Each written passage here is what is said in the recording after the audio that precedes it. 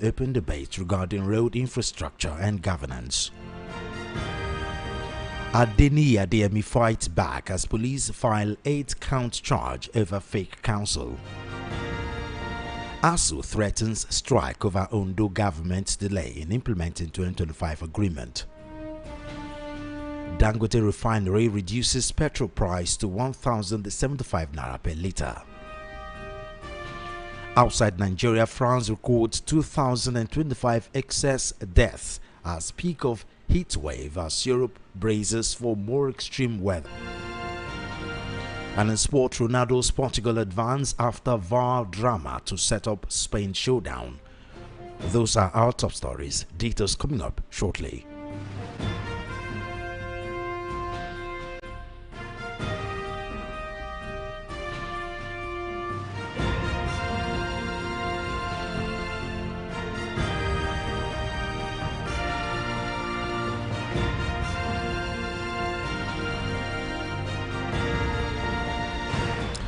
We begin the news with stories that Nigeria's Minister of Works, Dave Umahi, publicly challenged Peter Obi to an open debate regarding road infrastructure and governance. Umahi criticized Obi for posting images of damaged federal roads on social media, dismissing it as comedy, and insisted his own engineering experience makes him qualified to debate Obi on governance and project costs. While speaking at the inauguration of the Akwanga-Jos Superhighway, Umahi expressed frustration that Obi was highlighting specific bad sections of federal highways on social media. Umahi stated that governance should not be reduced to comedy or cheap political entertainment.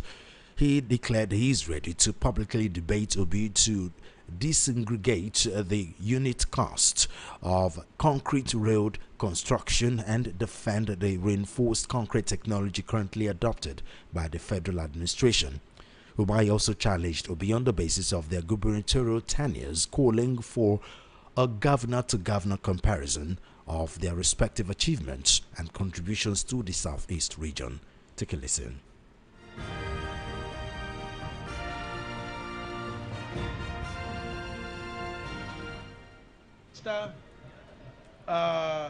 Ojokbe is doing an Arise.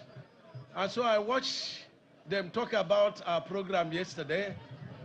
And number one, somebody in the social media was saying that I was calling my brother, His Excellency Peter Obi, for a debate.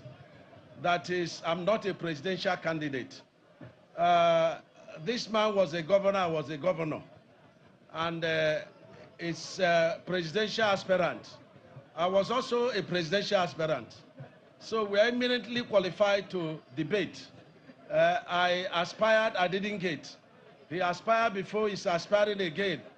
And he will not get because that is the mandate of President Bola Ahmed Tinubu.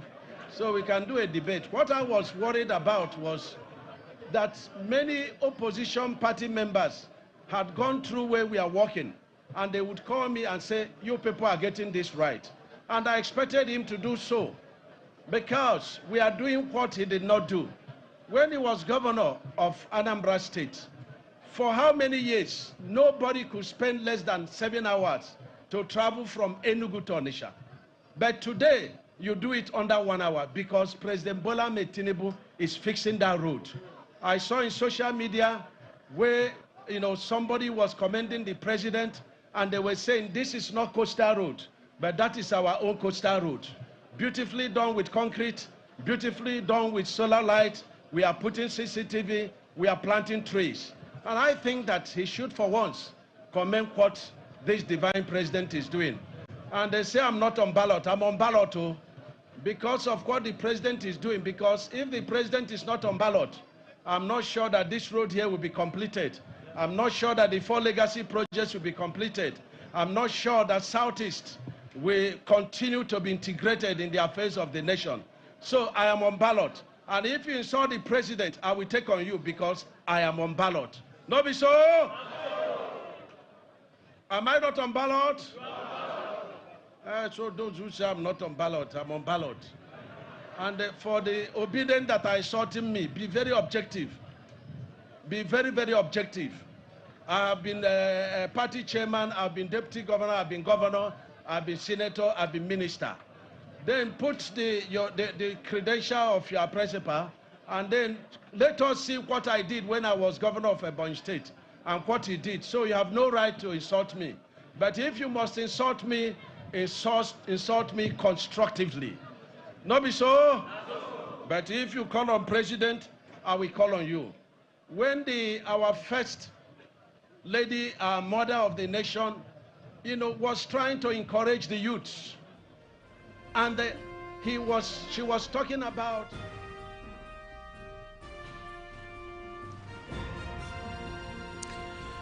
the spokesperson for Atiku Abubakar's 2027 presidential campaign under the African Democratic Congress ADC, Kenneth Okonkwo, says he has not received any court document in the 8 billion naira defamation suit filed against him by Nigeria Democratic Congress NDC presidential candidate Peter Obi.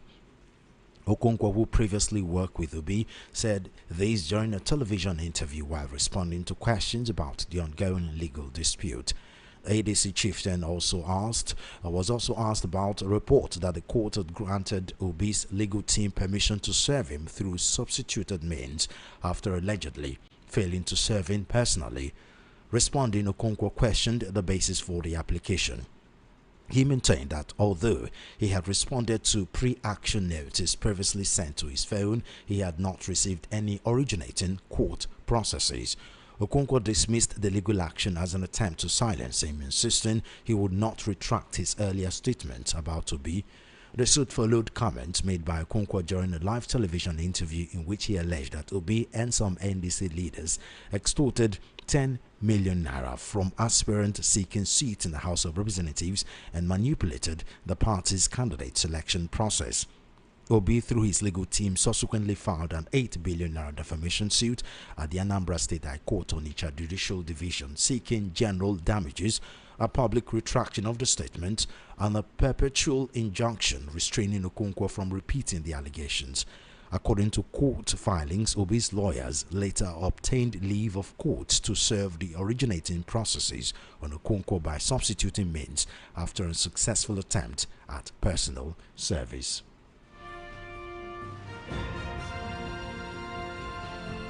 As the controversy over the Presidential Foreign Intervention Promotion Council (PFIPC) deepens, Adeniyi Adeyemi, who says he is the Director General of the disputed agency, has vowed to clear his name, saying he is ready to face the law. For months, Adeyemi made headlines talking about his work with the agency, and photos of him and prominent figures in Nigeria circulated on the internet. But the presidency has denied the existence of such an organization and has filed charges against him amid a controversy over what is truly the truth. Amid the growing controversy, and after a lengthy rebuttal by presidential spokesman Bayo Nanuga, he said he was ready to defend himself, insisting that he was lawfully appointed to head the organization. During an appearance on Channels Television's Politics Today on Thursday, Adeyemi, when asked if he was ready to face the law, said, "Let the court of law do that." He denied claims labeling him as a court artist. Take a listen.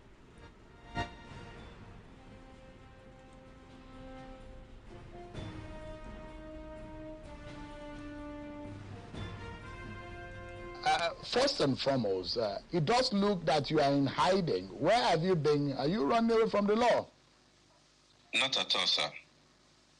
Are you able to answer to some of the allegations? We understand now that the police had sued you, and there's a petition against you, and the matter is now in a criminal nature, is gone to court. Are you ready to face the law? Definitely, sir. If I'm wrong, let the court of law do that. And if I'm right, let the court of law do that. Do the right thing. You have been described as a con artist. Yeah? Okay. Go ahead. You have been described as a con artist, and that this is not the first time this is happening. That there was a time that you described yourself as a leader of a UN organization. Is this a habit for you? No, sir. Do you know what? Since the matter is in the court, let the court of competent jurisdiction vindicate, because I'm ready to clear my name. let the court take its course. Since my lawyer are involved, everybody will follow us. They will monitor the whole thing. Then let the court of competent jurisdiction do the needful. Tell us, when was this organization that you headed, you said, because they said you don't have a letter of appointment. Did you get a letter of appointment?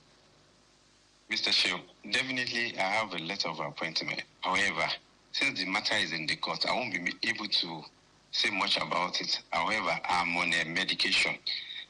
I'm a bit down. I'm sick, so I'm trying to take care of myself.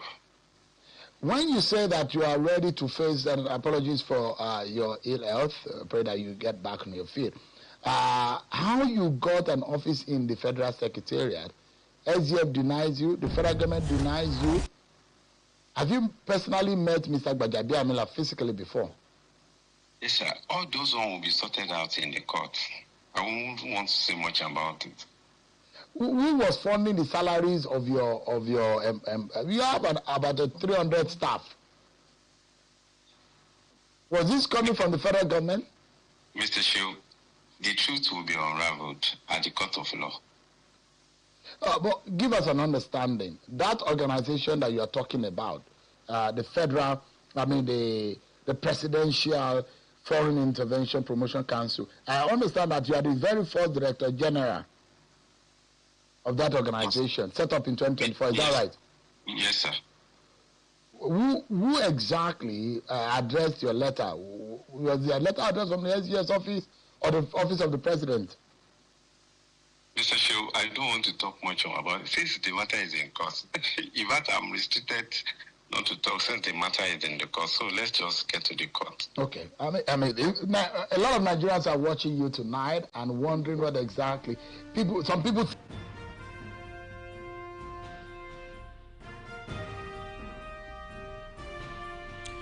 The Academic Staff Union of Universities ASU Akure Zone has accused the Ondo State government of failing to implement the financial provisions of the 2025 federal government ASU agreement, warning that the continued delay could trigger industrial action across the state tertiary institutions.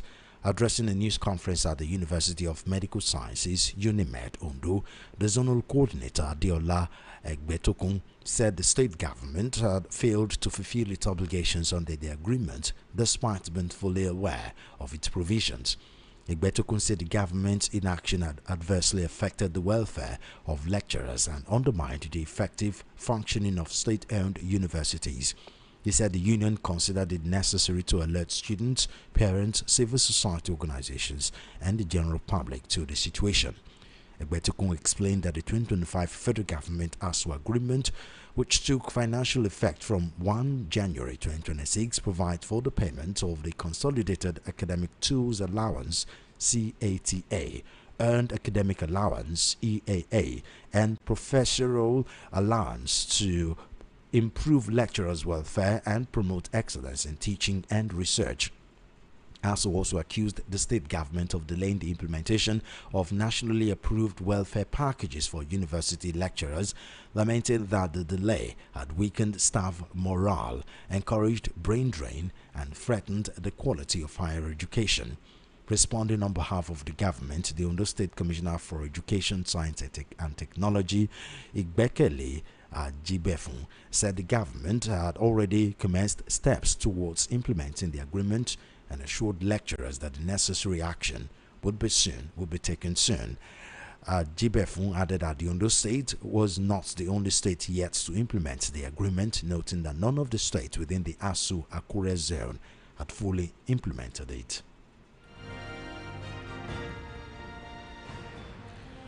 Dangote Petroleum Refinery and Petrochemicals has announced a fresh 50 naira per litre reduction in the ex-depot price of premium motor spirit PMS, also known as petrol. The reduction marks its fourth price cut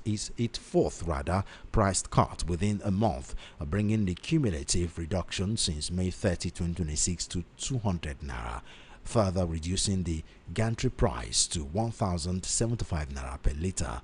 The company stated that it continues to pass lower production cost to consumers despite still processing crude oil purchases at significantly higher international prices. Over the same period, the refinery has reduced the ex-depot price of automotive gas oil (AGO) by 300 naira per litre and jet A1 aviation fuel by 520 naira per litre. The company said the successive reductions demonstrate its commitment to ensuring Nigerians benefit from favorable market developments while maintaining the long-term sustainability of domestic refining operations. In a statement issued on Thursday, the refinery explained that petroleum producing pricing cannot mirror daily movement in international crude oil markets, despite crude purchased weeks, and sometimes months before it is processed. According to the refinery, the petroleum products currently being supplied to the market are being produced from crude inventories acquired during periods of substantially higher prices. It's disclosed that the average landed cost of crude processed stood at approximately $124.880 per barrel in May and $92.25 per barrel in June, compared with the current international benchmark of about $71.01 per barrel. The refinery also clarified that its crude procurement costs are not based solely on the headline ICE Brent benchmark currently and commonly quoted in the media. Rather, crude is purchased on a dated Brent basis together with applicable market premiums, freights and logistics costs, resulting in actual feedstock cost that differ materially from benchmark prices.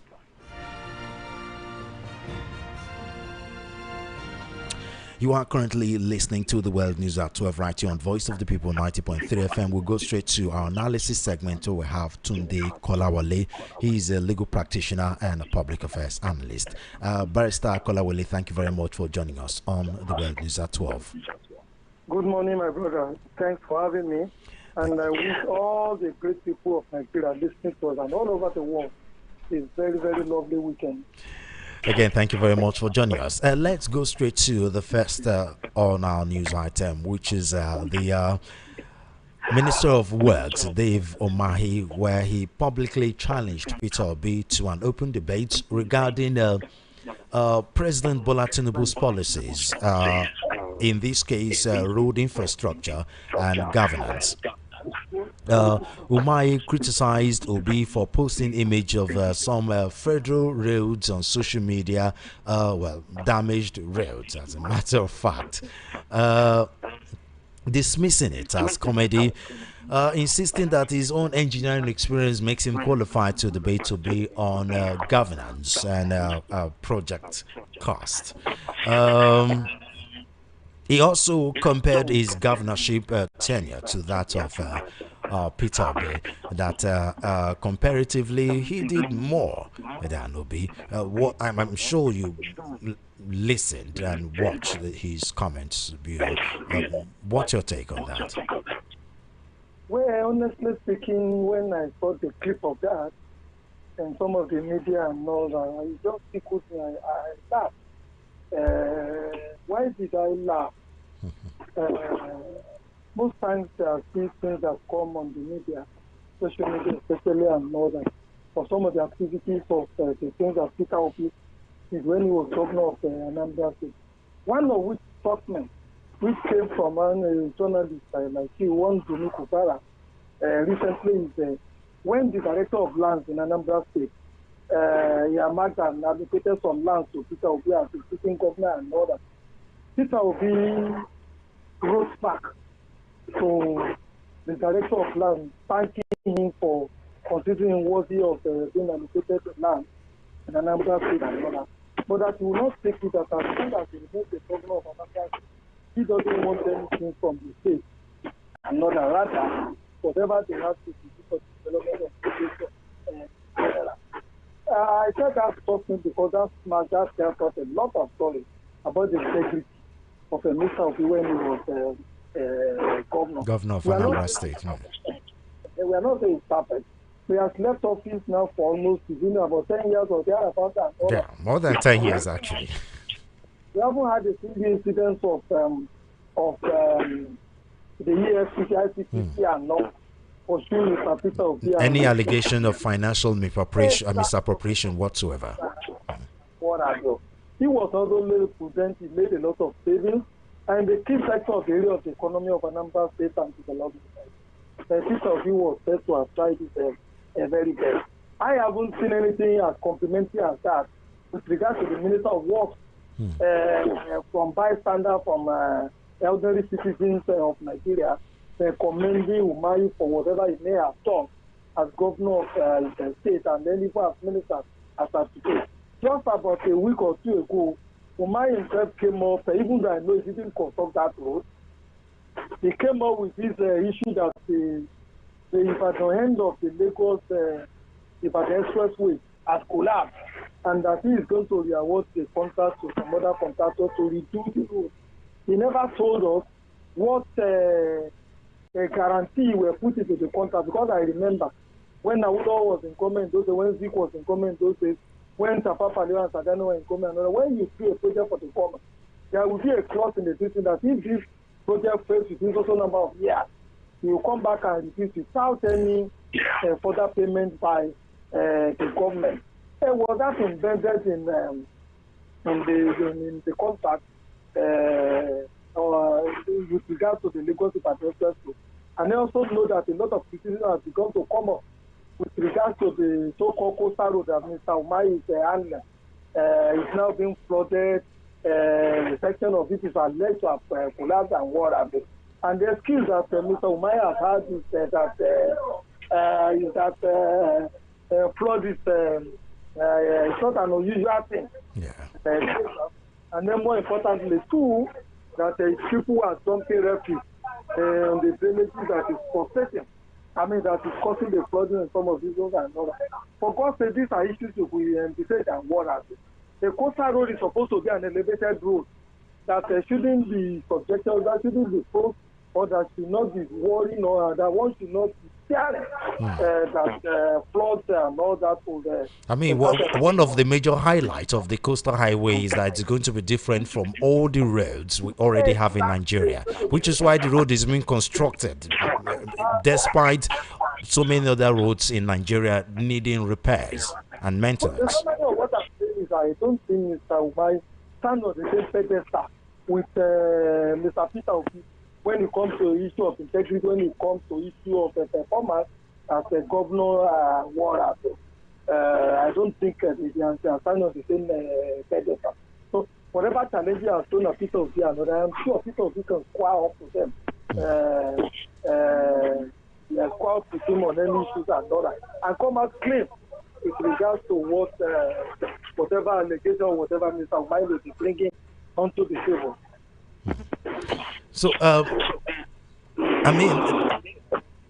the present administration, the APC and President Bola Tinubu administration, of course, Nigerians are already disillusioned about these governments so far, in terms of insecurity, in terms of economy, in terms of, generally, you can only mention one or two things that this administration can be given a plus mark on. If several complaints from several Nigerians are anything to go by, and some political analysts, social and current affairs analysts keep saying that this administration is bad market in terms of defense. It is very difficult to defend, but yet this administration, the ministers, keep trying as much as possible to defend this administration. And Dave Umahi isn't just challenging Peter Obi in terms of road project. He's challenging Peter Obi in terms of governance generally. How can he sell this administration, against an opposition presidential candidate, which a lot of Nigerians are endorsing? Well, let me say that there should be no comparison whatsoever. I am sure they are coming very hard on Peter Obi and trying to throw him under the bus simply because he is playing the role of a good role as an opposition leader. Look at what Ekene Badjinos is doing in the UK against the Labour Party and what are they. That is what we expect an opposition leader to be doing in order to bring out not just the good aspects of the government, but also the abilities and deficits that the government may have. But because he has been courageous enough to be speaking out where he sees some deficits in the performance of government, all of them want to throw him under the bus and then about Martin with respect to his ambition in 2027. But we Yorubas are saying that the mere mockery of the honest does not stop it from being honest, does not stop it from being sweet. It is when people and that when people don't badmouth you, don't demarket you, have no concerns about you and another, that means your relevance as a citizen, as an individual in life, is not worth much. I think that is what is making, causing some of these troubles, or why some of these people are badmouthing will be in the way and the manner and the way they are doing it. Furthermore, I want to say, whatever badmouthing, whatever criticism that this government gets and all that, the architects of their own misfortune or destiny, you will remember what the party in government today did to the government of Goodluck Jonathan when Jonathan was in power. No other opposition party has ever done it to a sitting government in this country without some backlash, without some repercussions. They will organize protest rallies, they will sponsor opposition leaders and all that. They will even say things that are not correct, things that when you do the fact verification, it really doesn't make sense. Remember, it's been alleged, and I'm not too sure they have denied that. Mr. President was alleged to have said that any government that cannot provide power within 6 months is not worthy being in the government. And they have been in government for almost 3 years and all that. And you and I know the deplorable way and the growing situation that we have found ourselves in the power sector.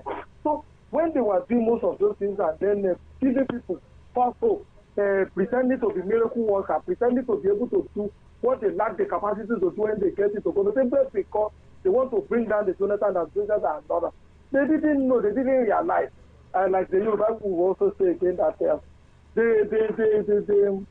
the case that we use to flog the first one will always be reserved for the second wife and others. So it's what they did in the past to previous government that is now beginning to haunt them now that they're in government and what have they done. Now, still talking about integrity, the spokesperson for Atiku Abubakar's 2027 presidential campaign under the ADC, Kenneth Okonkwo, says he has not received any court document in the 8 billion naira defamation suit filed against him by NDC presidential candidate, that's Peter Obi. Let's talk about that defamation suit. But as you've said before, and it's generally established, that one of the things that makes Peter Obi a credible presidential candidate, as far as several Nigerians are concerned, is how he left his governorship antecedent as, of course, governor of Anambra State, and why we are at a time where past political leaders are under ICPC and EFCC's watch. Peter Obi has been untouched.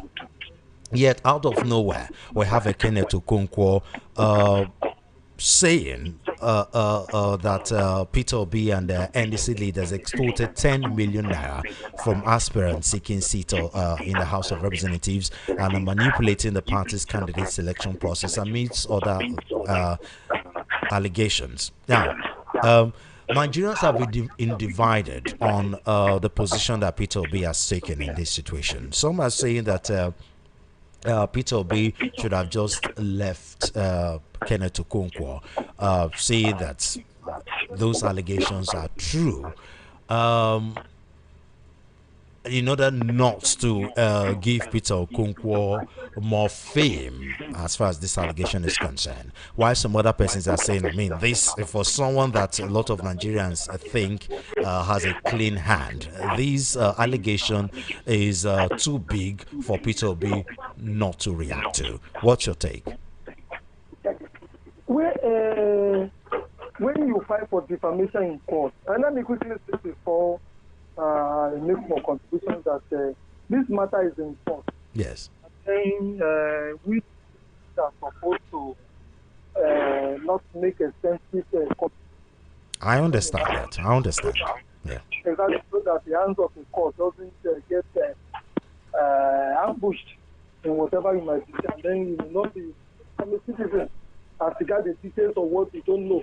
But again, too, the law allows to make some clear comments. Yeah. When you look all over the world, when there are issues, burning issues, all over the world, especially in the area of politics, and when it pertains to certain parts of society, the BBC, the CNN, and all the media houses, we always call in lawyers to come and throw light on some of these things. So Nigeria cannot be an exception. We should be able to make a fair comment as regards whatever matter is in court. So, with that as it's made, let me also add that defamation is a double-edged sword. When you file a suit for defamation and all that, then you have opened yourself and you have opened your flank to all manners of things that could come up in court when the defamation case is going on. True. So to that extent, your enemies or whoever you have filed a defamation action against and all that will start going to dredge up whatever they could dredge up against you, and then begin to splash you or snare you with it when the matter gets to court. It is for that reason that most time people are advised, really when the so-called defamation is in the arena of politics, we know that politicians will just do anything to the field to disparage their political opponent and whatever. Yeah. So if you want to start responding to all the things that your political opponents say and all that, you probably will not even have enough time to begin to campaign for your election or to begin to do some other things that are more useful and valuable to yourself as a citizen and then to society as a whole. It's for that reason that most times the lawyer will always counsel people to be careful with whatever defamation action that they want to take. You also remember the case of Atonwanko and Jinwobodo in Anambra State, in which Atonwanko published a pamphlet against Jinwobodo, disparaging the man's governance and all that. When the matter went to court and what at the end of the day, in the first instance, Mr. Atonwanko lost the case, but when he went to a higher, it's criminal defamation.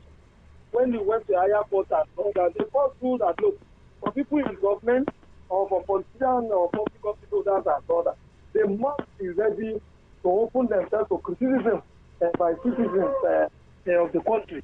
And I thought that case was But this is not a case of criticism. This is a case of false information, as it were.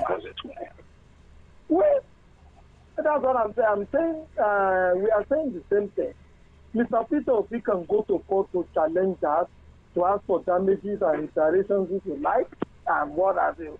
But what I'm saying is most times when defamation actions are in court, it leads to so many other things. So if you were his lawyer, would you have advised him to go on with the case or just let it be? Honestly speaking, I would have asked him to let it be. The elections are too close. What about wait, you and I know that even some of these things, this case can go on now in the next 10 years. True. Without an end to it. And by the time you keep it in the media, when the case comes up in court and all that, the media will comment on it. And when they comment on it, you are giving more publicity to the issues raised by that man, which many people in the first instance may not have heard of.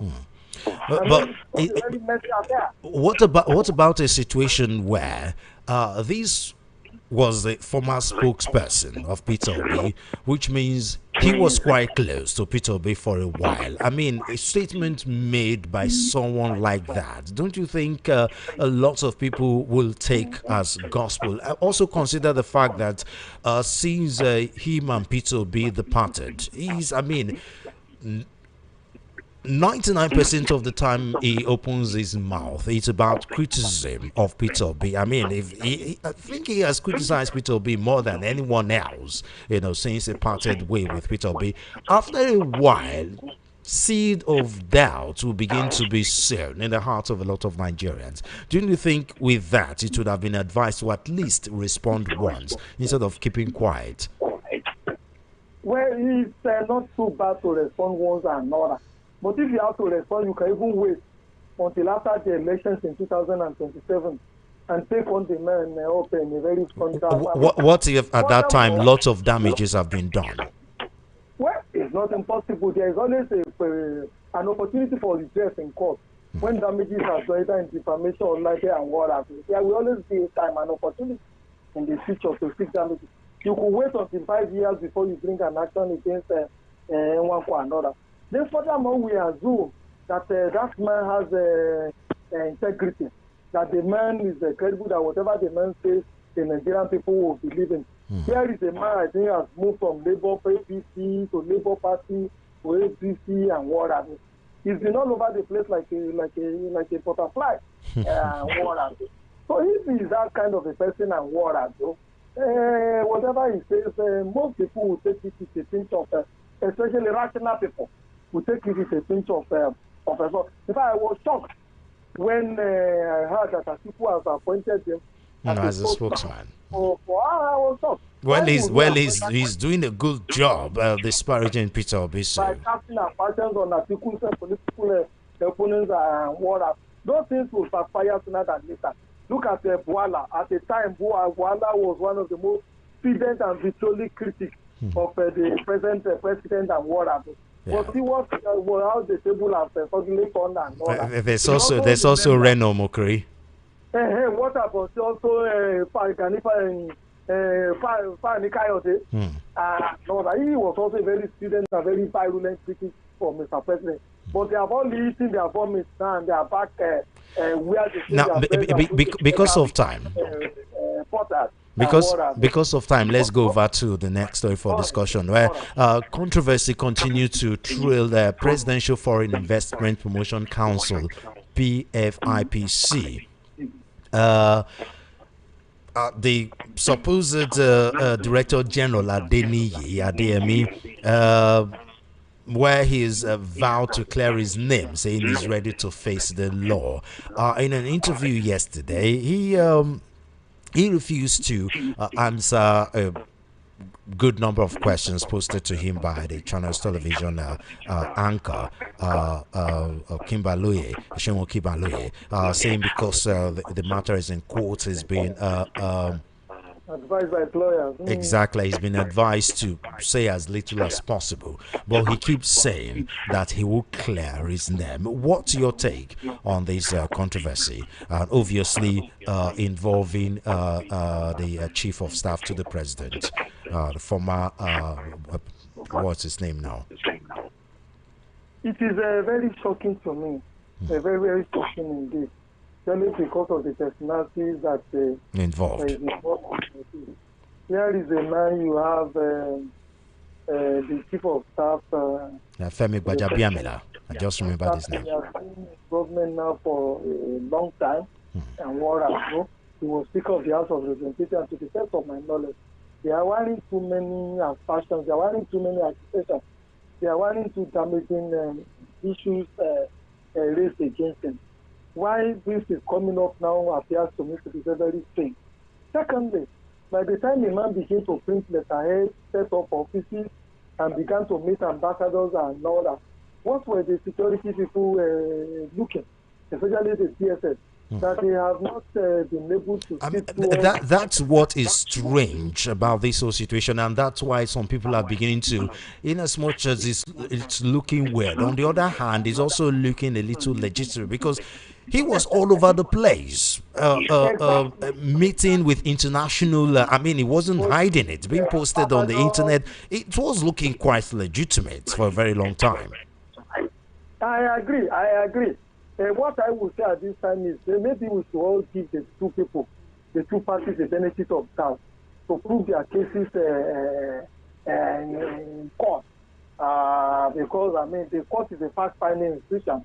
If you look at whatever facts Brigadier Amila has, if you look at whatever facts Adeyemi has, and others can come out with a decision as regards the culpability of the different individuals warrants. I know you're a legal practitioner, and you might not want to say a lot about it, but at a time where the judiciary is facing an integrity problem as far as politicians are concerned, and talking about also involving the personality of someone as huge as Femi Gbadabiamila. We're talking about the chief of staff to the president. You're talking about former speaker of the House of Representatives. You won't exactly blame Nigerians to be skeptical as far as the judiciary is concerned in this case. No, I don't agree with you. Of course, you won't agree. I wouldn't have expected anything less. Why do I say this? Since the return to these civil rules, since the return to these policies and other, how many judges, how many magistrates, even how many lawyers have you seen that have been taken to court when compared to the number of lawyers, compared to the number of judges, magistrates that we have in the country? To the best of my knowledge, less than 3% of judges in this country have had one issue or the other with the law. Well, we're also at a time where judges have been given lots of several conflicting judgments involving politicians. I mean, it is politicians we're talking about, and this person we're talking about is a high as it gets. That is true. You see, we lawyers, we hardly talk about the conflict of judgment. Exactly, and that's why I was very careful asking you this question, because I know. Let me laugh. Okay. You know, the fact presented before Court A may be different from the fact presented before Court B. Look at what happened recently. Somebody went and filed an action in, I think, in Lokoja in Kogi State, that certain parties to be stuck up the registration list and what have you. And that they should not be allowed to field candidates in the forthcoming elections and other. And the High Court in Kogi State and others agreed with the pleadings or whatever the facts were presented before it and made that ruling. Now, the parties that have been affected have gone now to a higher court to seek a restraining order, stopping the enforcement of that judgment and also appealing the case and what have you. So, if the courts in Lokoja are heard in law, the Court of Appeal will be able to correct that decisions and what have you. Most times, what is called as the conflict of law is based on what facts are presented before a court, and then which will always be corrected if the matter goes on appeal. Furthermore, and more importantly, we have a situation in this country in which we have courts located in different parts of the country and all that. That when the case is going up in Abakari, for example, another one is going on in Sokoto and all that. The judges that are hearing those two different cases and all that, and like who own the court the responsibility of bringing the attention of calling of the court to some of these similar cases that are going on in different places, or the decision of one court against the other and other, they will keep silent on it. They will keep silent. They will not bring the attention unless the court knows that this has happened, this has been the decision in certain cases and all that. And so the court will merely rule on the facts before it and nothing more. For God's sake, I am of the opinion, even with the political, with whatever decision we say, we get in the field of politics and all that, that majority of our judges and magistrates are people of integrity. So even less than 3% of them have had issues or problems with the law and all that. I think that is a great pass mark. 97%, I think that is a good pass mark. Well, it will remain to see if he actually have concrete evidence against, because one of the reasons why Nigerians are giving credence to this allegation is the fact that, I mean, Someone as powerful and as high as Femi Gbajabiamila is not someone you can just name and expect not to face the consequences of naming him in such huge allegation. It takes a certain amount of boldness, even if it is true. I mean, and he said he paid huge amounts of money to get that position, which we know is a general practice. Hello, Hello, can you hear me, sir? Hello. Can you hear me, sir? Hello. I can hear you. Can you hear me? I'm hearing you. Okay. So I'm saying one of the things that Nigerians are giving credence as far as this allegation is concerned is if someone as huge. You know the reason. Let me land, sir. Someone as huge and as powerful as Femi Gbajabiamila is not someone you can just point a finger at.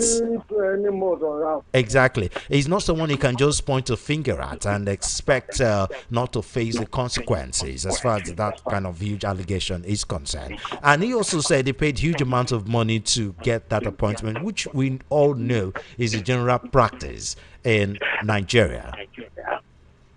Well, that is true.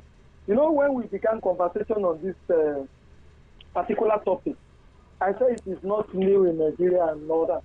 You will remember that in the First Republic, in the Second Republic, there were issues such as this. Let's not even go to the first, second rebel. That's quite far. we both know, but most times in these political parties, when lots of people buy these forms, exactly, when they buy these forms is more or less like a payment. There's a man in this country whose name I will not want to mention, who says when you want to be a minister and ambassador and all that, all you need to do is to come to him and all that, and pay a certain amount of money, and then he has a way of really getting you such a political appointment and whatever. Yeah. But the issue when you look at Gbajabiamila, for example, that man is very intelligent, and he sits in a very powerful position where he could make money without indulging in this kind of fear-based criminality in which he is being accused of. He's been Speaker of the House of Representatives for is it 8 years or 4 years and what have you. And that was the only post he was sitting on and all that. And you and I knew what was happening in some of those places in those days and all that. General constituency allowances, general traveling allowances. I mean, in Nigeria's politics, politicians in Nigeria, you think anyone is really above corruption? They are never satisfied, have you? Exactly. They are like Oliver Fish, they will always ask for more. Exactly. They are like Oliver Fish, they will always ask for more. Well, it is not impossible, but I think the man is sitting in a very sensitive position that ordinarily, for now, let us give him the benefit of doubt. Okay. A lot of people also want to be relevant. Well, I think we can also give a benefit of the doubt to the person. Exactly. And let's just hope he truly have evidence, because that's a very huge allegation to make against someone as huge as Femi Gbajabiamila. That's a very huge allegation to make. You know the funny thing about this whole thing. Gbajabiamila has now become a liability on the presidency. He's become a huge liability. That whatever he does, whatever he says and all that, he is not going to be benchmarked. As if the whole administration isn't even a liability in the first place. When you talk about what's going on in the country right now. There's already a trust deficit between this government and the Nigerian people. Look at the interpretation that was given to what Tinubu said, which was led to affect with regards to Akara. I mean, this is not even an allegation at the point. It's all over the internet. The woman has meant well. But see the interpretation that different people are giving it. I know of somebody, when I was in the law school, there were women who were close to the law school who makes only Akara. Well, a barrister, you can't compare 20, 30 years ago to now. No, I mean, where I stay now, there's a Calabar woman who makes akara every morning and pass. That is my first port of call when I wake up and brush my mouth. But do you know if that woman has been able to feed? But do you know if that woman has been able to feed his children properly and send them to proper education in this economy? The woman has employees. She has about 5 employees. She has about 5 people she employs that she pays salaries to maybe on a weekly or daily basis, on a monthly basis. There are people working for her. When they bring from a market, I mean, how many akara sellers in Nigeria have 2-3 people working for them? Where we all know there are usually exceptional cases. We all know there are usually exceptional cases. Because the same way I have corn sellers in my street where every time I go to buy corn for them, they are complaining about how like this particular woman is tired of feeding his children corn because most times the remaining when they don't buy, his children will have to be the one to eat them. I am sure she's not doing the corn free of charge. If she's able to sell enough, or the person who employ her will be paying out. I mean, we are talking about a street where you have 10-20 persons selling corn. How many will people in the environment buy? Okay. Let's leave it at that, Barrister. We really have to go. We really have to go. They will not have remained there. I mean, some of these people have no option. That's the only thing they can do. So many of them have no option. I am not making a case for the wife of the president. It looks like you are. No, not at all. You see, sometimes the environment in which to say certain things, the context in which to say it, the people you are saying it to, the strong deficit that existed between the government and then the people of Nigeria may have been the thing that has escalated it. Okay. Probably if the president were to say, look, we will give you money to modernize some of these petty savings at school and war at home. Then maybe people would have been a lot more receptive. And then look at inflation. It's talking about 50,000 naira. By the time you buy a gas cylinder without the gas inside it, the 50,000 naira is already gone. What is there left for you to invest in buying corn and then in buying beans and then a basket of pear? The last time I checked is 25,000 naira. Very small baskets, 25,000 naira. I think that is where the wife of the president got it from. And she may have gotten it wrong because they are too far apart from the African. Okay. We really have to go. We really have to go, Barrister Kolawole. Thank you very much for your time. It's always a pleasure talking to you, sir. For having me. You have a great day. Thanks. You too, sir. God continue to bless your station. Amen. That was Tunde Kolawole, a legal practitioner and a public affairs analyst, talking to us live on Voice of the People 90.3 FM on the World News at 12. On the stories outside Nigeria, France has said it has recorded an increase of more than 2,000 deaths during the last week of a record-breaking European heat wave in June, as forecasters warn of further extreme temperatures on the continent in the next few days. Deaths rose 29% in the last week of June compared to the week before, with French Health Minister Stephanie Rist adding that there'd been a clear increase in that among those over 45. France saw its hottest day ever on average countrywide on 24 June, with temperatures hitting almost 41 Celsius in Paris and half the nation placed under red heat alert. News of the death toll comes with parts of Europe, including the UK, braced for more searing temperatures from this weekend. Weather agencies say a large area of high pressure is currently building from the Azores towards Portugal and Spain, and that by the weekend heat is forecast to climb across France and southern Britain. As Europe braces for sweltering temperatures, millions of Americans celebrating the July 4th holiday weekend are already being affected by prolonged extreme heat and high humidity in parts of the central and eastern U.S.